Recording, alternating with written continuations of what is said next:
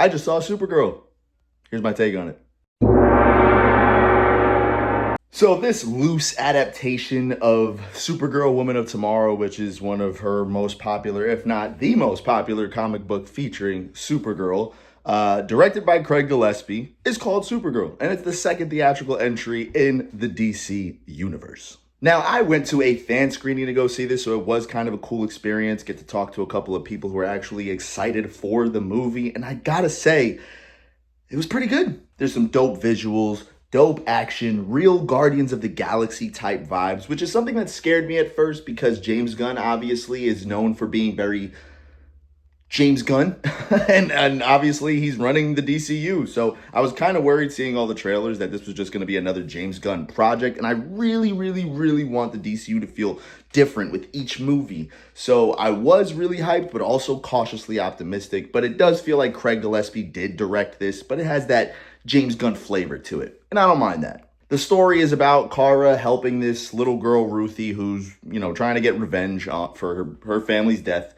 And the guy that they got to go after is somebody who also harmed Crypto, right? So if you haven't seen the trailers, that's what the story is about. I will not spoil anything here, so don't worry. I'm just going to give you my general thoughts. Milly Alcock, just let's start there, is a powerhouse and obviously the perfect casting for Supergirl. I saw her back when she starred in House of the Dragon.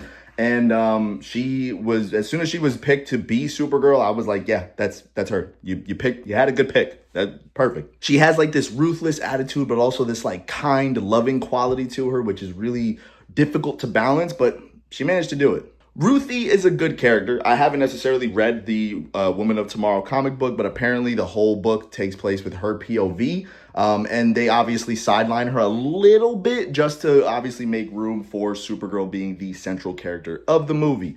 And, Milly Alcock, she doesn't overpower anybody, but this story is clearly about Kara. I didn't mind the villain that they're going after, which is Krem. He's played by Matthias Schoenaerts, I think his name is, who was supposed to play Batman in Batman vs. Superman way back when. And now he's in the DC universe anyway. And he's a villain. And while a lot of people may complain that the villain was kind of bland and just whatever, I liked him. I kind of dig that we don't have to deconstruct everybody. We don't have to feel empathy for every single villain. We could just kind of let villains be villains. And he's a sadistic, just conniving, just dastardly dude who just loves killing and loves the chaos of life. But of course, the best part of the movie for me was Jason Momoa's Lobo.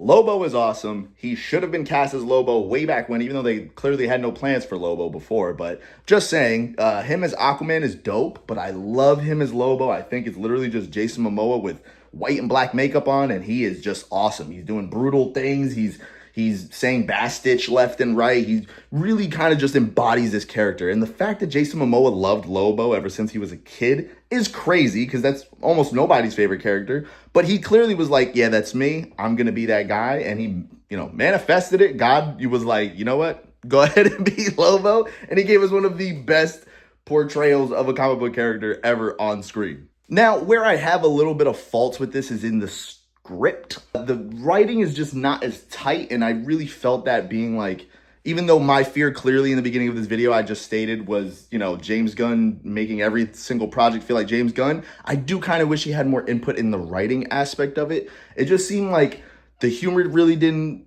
catch me. The plot holes in it were kind of weird, but nothing that was clearly, you see me stumbling on my words. I don't really have much negative to say about it. It's just that it was kind of noticeable. And I think another thing that really kind of makes this movie fall flat a little bit is just that there's nothing special to it. It doesn't do anything crazy. It's not anything we haven't seen before. It's not trying to subvert expectations.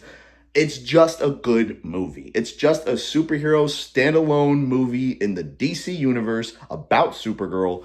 And she has an adventure in there, and it does expand the lore without feeling like it needs to connect to everything. And the main cohesive part of it is Superman. I gotta say, I really love that Superman feels like the central character of the DCU. That's something that they missed out on doing with Henry Cavill. I think we were getting there at some point, but it feels like they genuinely were like, you know what? Superman is literally the character. He's the superhero. let's just make him the focal point of the DC universe. That way, once they finally get to like Doomsday or whatever they decide to do with this character, we feel more emotions. We feel it hard hitting. Whereas they did Henry Cavill dirty, and in Batman Superman, the second outing of Superman, they kill him off.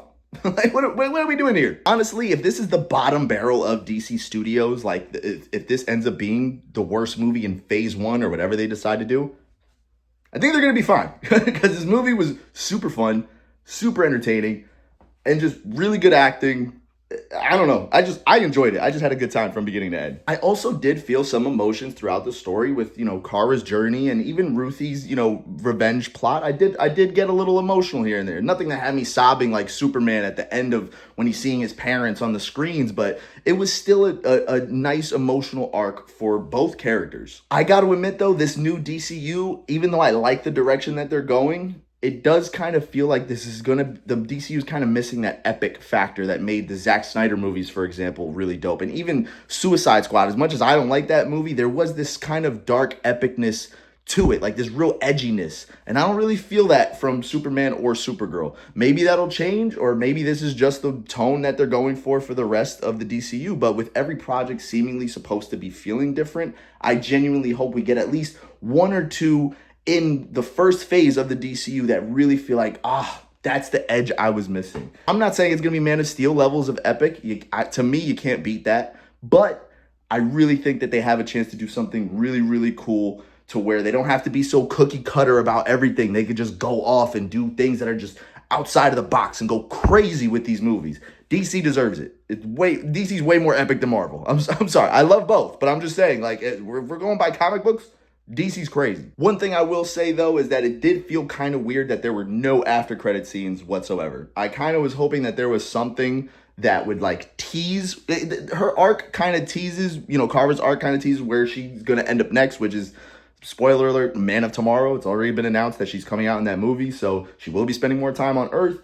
But I just wish that there was, like, some kind of scene that tied into like a future movie or something. I dig the standalone stories. I dig that we're really trying to just focus on the characters that we're making movies about. But at the same time, I feel a little spoiled. I kind of want some connection. I want something more that's like leading to something. I still don't know where we're going to go with this universe. I don't know how James Gunn's going to close out this Gods and Monsters arc, chapter 1, whatever you want to call it, of the DCU.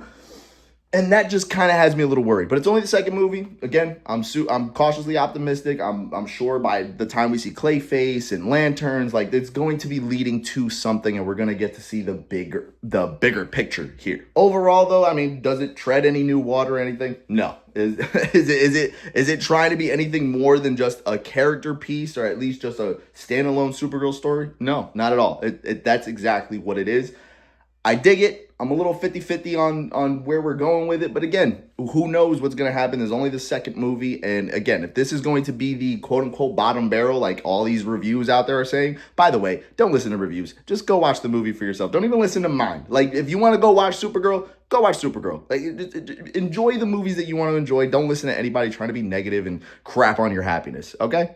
Anyway, while I'm not sure that this is the movie they should have went with as the second movie of the DC Universe, I'm not exactly mad. I don't mind it. I think it's cool. I think this was a really cool outing. I like that we get to see Lobo. I like Milly Alcock, Supergirl. I think this is just, it looked really cool. It was some really cool action. It's just a fun time. It's nothing crazy. You don't got to get all serious about it. Don't go in there looking for deconstruction or anything like that. Look, she's a messed up Kryptonian who's trying to do good, but she doesn't really feel happy about the world and stuff. And then she has this arc in the movie that we get to see the Supergirl that we know and love, right? So go ahead, go out there, enjoy the movie.